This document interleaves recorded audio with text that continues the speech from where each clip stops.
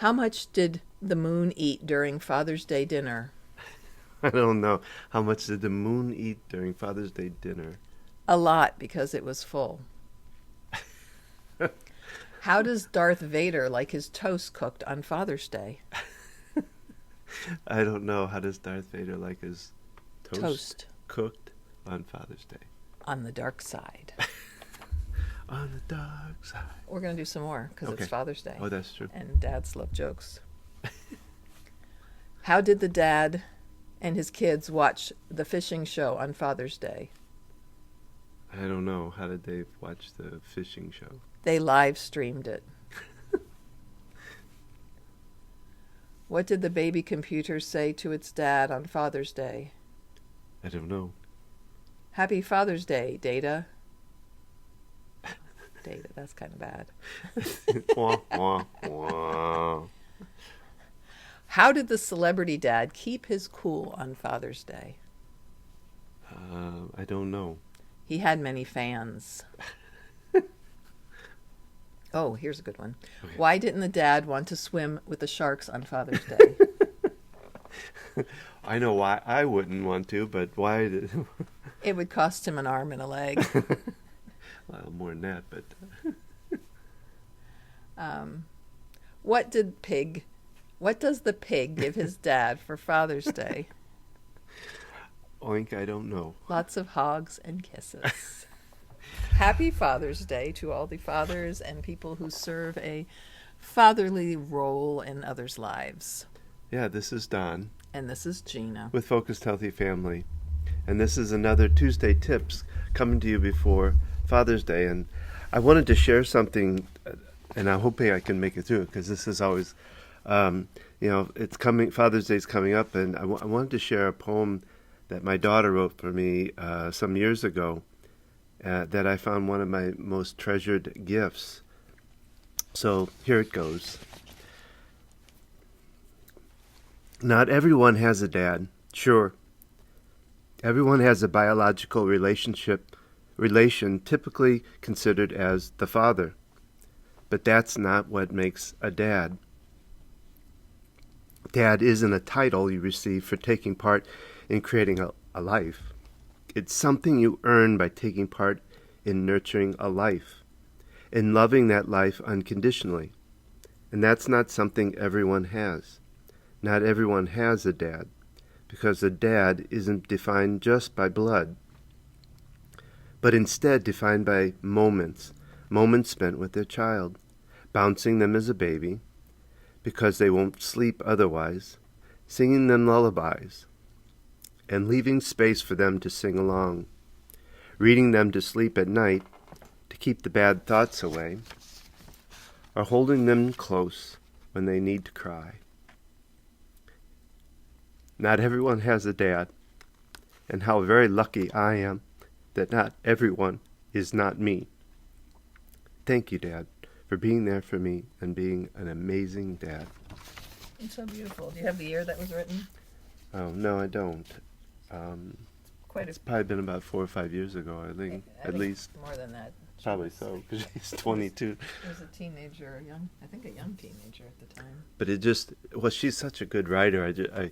I wish I could encourage her more to do more writing, because I think Are you putting that expectation on her? Yeah, I am. We talked about that in our last Tuesday tip. But So, beautiful words. What does it mean to be a dad? yeah, it's not by blood alone. It's how you contribute to their life, and I think that's what. And when she talks about, bouncing her until she falls asleep, she was the one that we had to do a lot of that. We had to.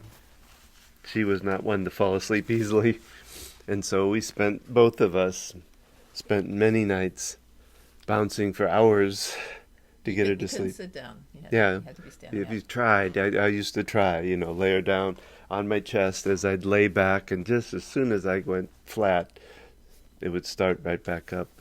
And then she talked about the singing part. We used to do Pooh Corner, or what do you call it, Pooh Corner?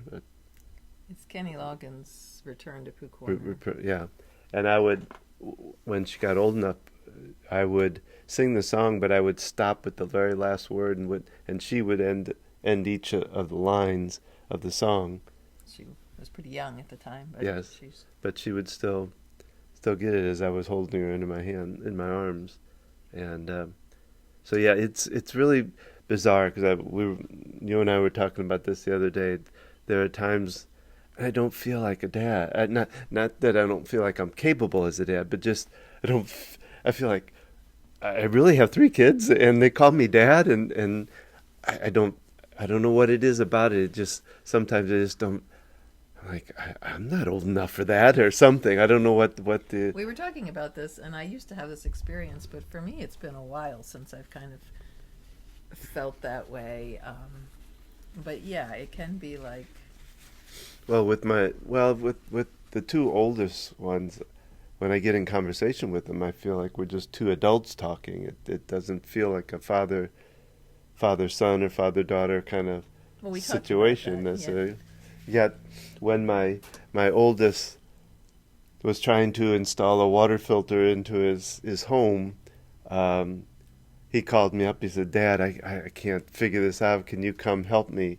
And that felt really good. Yeah, because he's the kid who takes care of everything. Yeah. He doesn't need help. So well, and I always felt like I didn't have that opportunity with my own father. I watched as my oldest brother and my dad, when he bought his first home, my dad would be up.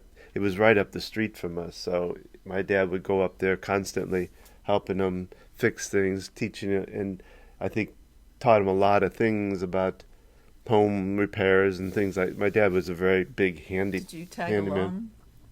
Sometimes, but not always. But yeah, I mean, I learned a lot from my dad as far as electricity and how to deal with that. Because I would follow, I'd listen to him, and 17 years. I mean, that's all you had with him. Yeah, so it's neat to be able to turn around and do that. And we've helped our middle daughter move multiple times and find apartments and find different things. I helped her find a job, So I've done the fatherly stuff. And we do these things for our kids, and oftentimes it feels unappreciated, right? Because that's not their job. Their job is not to fill us up and tell us how wonderful we are. Yeah. Yet, hearing that message from our daughter, they do pick up on these things. These things do matter to them. They do remember these moments. And so know that, even if your kids don't seem to appreciate you, whatever their age is, whatever they're going through at the time, know that there is that underlying paying attention to those things. Mm-hmm. And we've said this before, but they want our attention and love, and if the only way they're getting it is when they do things wrong or to get in trouble, they're seeking that attention in some way. And it's a call for us to stop and pay attention, and what habits, even if they're older, even if they're grown, what new patterns, what can we do to establish just a change in that relationship, that we, call them once a week, or we just send them a sweet little note, or anything that, makes a connection. Yeah. And, we teach communication, so being able to do their communication in a compassionate way and can help in building that relationship. Hope you've enjoyed this short Tuesday tip in honor of Father's Day, and hope you join us on Thursdays for our full-length podcasts. You can either see them here or at our YouTube channel. And from one father to another, happy Father's Day. And I want to end on a joke. Okay. Because we talked about everybody being dads. Well, more than just biological. What do you call a person who is not a dad who makes dad jokes? I don't know. A faux pas.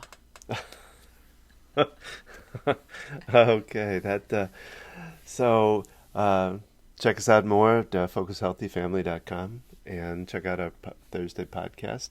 And remember, how you speak to your kids today shapes their future and yours. Take care.